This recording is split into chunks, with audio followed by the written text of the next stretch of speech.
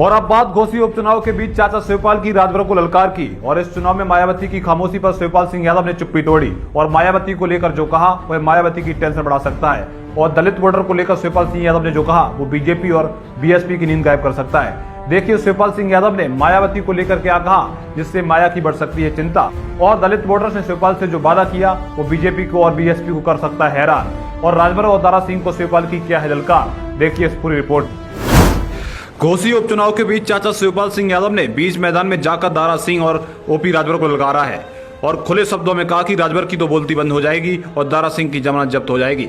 कोई भी माई का लाल सुधाकर को नहीं हरा सकता। बस चाचा का यह कहना था और बीजेपी की टेंशन बढ़नी तय थी, क्योंकि बीजेपी को पता है कि चाचा शिवपाल जो भी कहते हैं वह 100% पत्थर की लकीर होती है।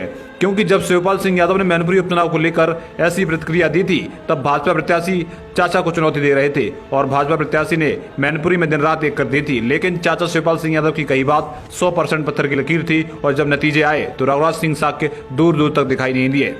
मैनपुरी से भी रोचक उपचुनाव अब घोसी का हो गया है, क्योंकि यहाँ पर सपा से लौटकर आए ओपी राजभर चाचा शिवपाल को चुनौती दे रहे हैं और कह रहे हैं कि यह चुनाव दारा सिंह का नहीं बल्कि हमारा और अखिलेश यादव का चुनाव है। इसको लेकर शिवपाल सिंह यादव भी घोसी पहुंचे और वहां का माहौल जानने के बाद खुला ऐलान कर दिया।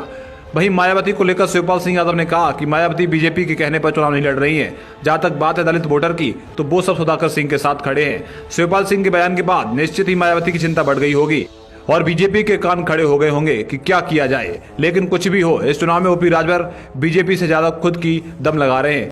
तो चाचा शिवपाल सिंह ने भी कह दिया कि इस चुनाव में आपको भी नाप दे दिया जाएगा। आप लोग भी कमेंट करके बताएं कि घोसी उपचुनाव में किसकी हार होगी और किसकी जीत। Bureau report, Saifi live.